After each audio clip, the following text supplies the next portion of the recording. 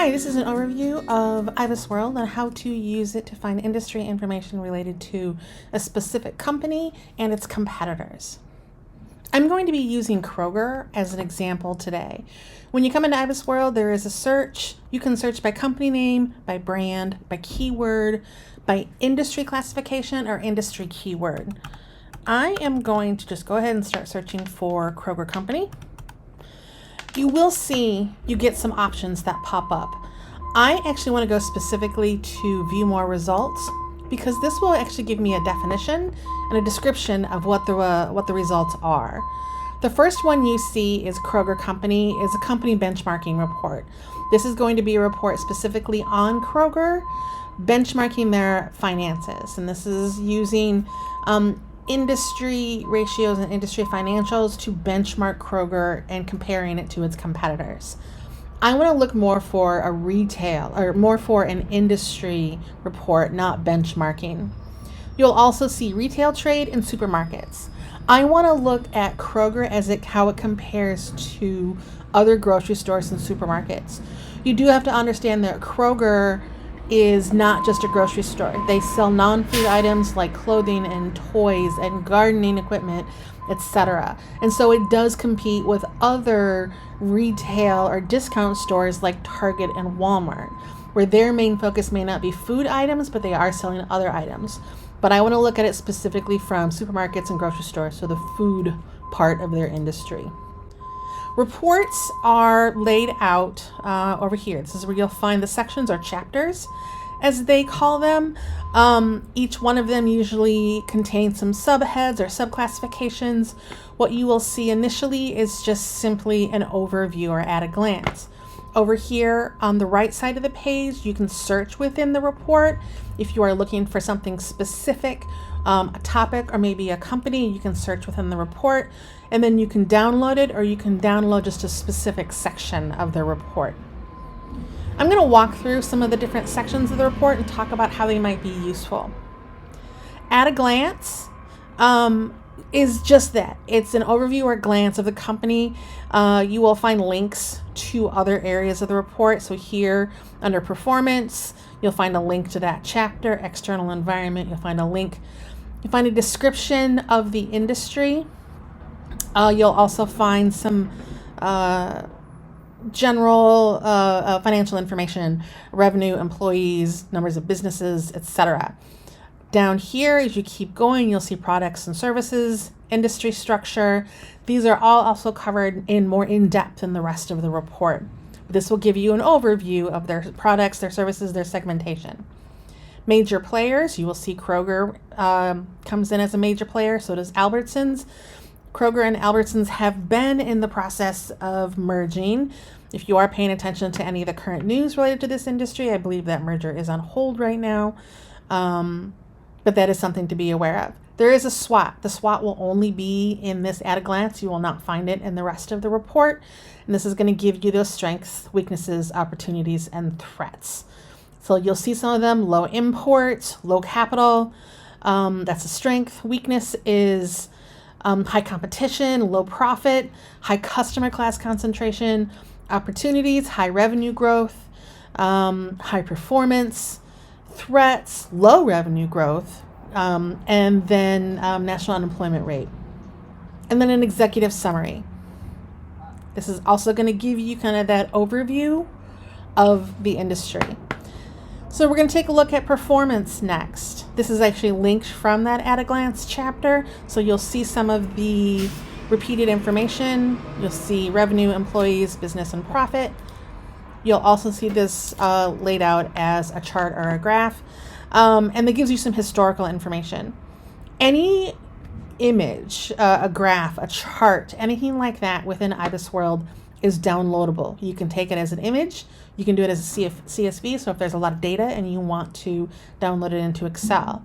Any graph where you see you have a line, you can actually take any of those away or add them in. So it does give you some customability in what you want to see. Current performance, the current industry performance, kind of what the drivers are. So you'll see inflationary pressures, brand loyalty is not what it used to be. shifting customer activities.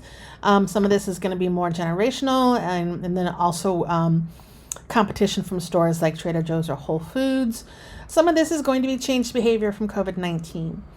Consumer behavior and expectations have changed. Volatility. What influences that industry volatility? So food demand is consistent, but there is still an economic uncertainty. You'll find tips throughout the report, like, so how do successful businesses overcome some of these volatile items? Outlook, what's driving the industry outlook. Something to be aware of with an industry like this is looking at online retailers. Use the report as a way to maybe look into and find other information about an industry or a company. So online retail is probably going to have an impact on all kinds of retail, but it definitely has an impact on a retail like a company like Kroger. Life cycle for the industry. And then this is a mature industry. And so why is it mature? Why is it defined that way? We go to products and markets. Each section has a key takeaway or summary. You'll see, remember we saw this during the at a glance section. This gets into the segmentation, what their market, what they are selling, what is making up that part of what they are selling. And you'll see here other non-food items is actually 16.5% of their segment. And that can be important when you're looking at competitors. And we'll talk about that when we get to that section. How are the products and services performing? So that's getting into those specific products and what is selling and what is not and why. Major markets. This is looking at who is shopping within this industry. So you'll see 60% households earning more than $70,000. Now, to a certain extent, that makes sense because they're more likely to have disposable income. But you also have to understand that food is something that that all people are going to need. But remember, 16% of their overall sales are non-food items. So you'll see how it breaks down. Households earning 30 to 70, 24.2%. Less than 30, 15.3. And you'll see higher prices have hindered growth from households earning less than 30. Convenience drives households 30 to 70. High prices drive growth for households earning more than 70. And that all makes sense.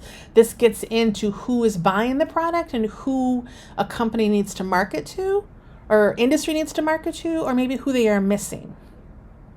Let's look at geographic breakdown. Again, the key takeaway. One of the main things of this report is you do have a map. You can click over a state and it'll tell you the percentage of establishments. Right now we are looking at a number of establishments.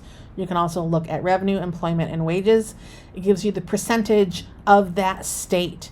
So 2.5% of establishments in Washington state are supermarket or grocery stores. You can look at revenue. 3% of revenue in Washington come from that industry. Employment, 2.2% of employment is from this industry, 2.9% of wages. And you can mouse over any state. Any state that is darker blue has a higher concentration, and you'll see the states that have a higher population in general tend to be darker blue. All of that information is here in a table as well. In addition, what you'll see here is you'll see actual numbers as opposed to just percentages. These are all downloadable as well. Let's take a look at competitive forces. Again, key takeaways: concentration is low, competition is high.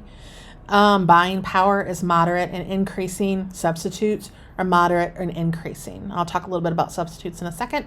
One thing you will also notice is sometimes when you go through the report, you'll see these little bubbles over here with an eye. That means you can click on that and get a definition. So low concentration indicates that an industry's top 4 companies account for less than or equal to 40% of the revenue. So it gives you this graph you can download or you can look at. Large grocers increase their market share. Premium chains are growing. That's like Trader Joe's and Whole Foods. So premium, or maybe I'll say specialty items. Barriers to entry. So again, gives you definition of what that means. So that's going to be what are barriers to entering that industry as a new company.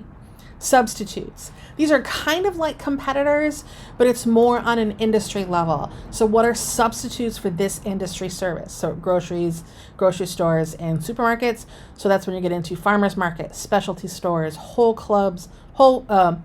warehouse clubs and supercenters, Costco, Sam's Club, that type of thing.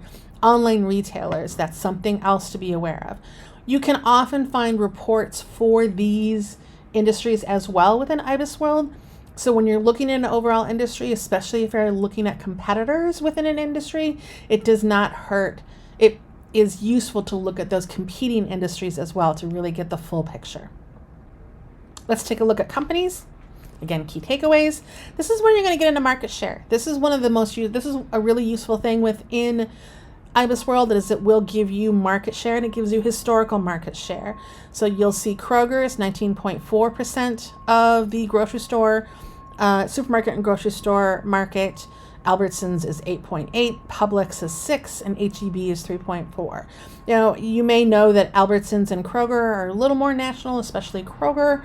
Publix and HEB are really probably a little more regional. You can also look at these historical. You go back to 2020.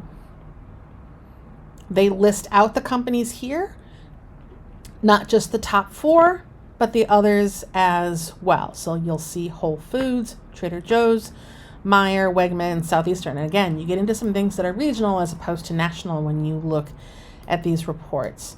These can be, again, downloaded or downloaded as a CSV. You'll also see the little arrows where they will look at whether a company's market share is growing or increasing. You can get a short description of each company. So you'll see Kroger, you'll see Albertsons, etc. as you go down. One of the nice things about a report like this is sometimes you get companies like Whole Foods that is a subsidiary of Amazon, or Trader Joe's that is private. Some information like revenue, profit, etc. can be difficult to find for some of those companies because they are either a subsidiary, so they're part of a larger company, or they are private, so they don't have to release their financials. Sometimes you can find some of that information in these reports that you might not necessarily be able to find in other reports. And it's also useful if you're looking at competitors. So if you look at if you're researching Kroger and you want to look at what their competitors are, you can still get a feel for what a private company like Trader Joe's, what their revenue is, as opposed to a publicly traded company like Albertsons, where they have to publish their financials every year in annual reports. You can also see how their annual revenue has changed over time. You can also look at how their market share has changed. This is Kroger. You can click through the rest of those companies, and you can look at market share, and then by profit margin, where they are, the change percentage, and then annual profit margin. External environment. This is going to be external drivers. Demographic and microeconomic factors impact the industry. And if you look, some of this is going to be kind of you may see some of this same information in some of the other sections, or even that SWOT, and then you'll see it explained down here. Regulations that impact the industry, and then any sort of governmental assistance, financial benchmarks. You'll get your takeaways. You'll see the average profit margin, average wage, and then cost structure. And remember, this is by industry, not by specific company. So you'll see that 67%, almost 68% of operating costs in the industry go to purchases, and then wages, and then you'll see it broken down even more. And you can also see this historical. You'll see other information like financial ratios, again, by industry. You can click through these, and then key ratios, again, by industry, current and historical.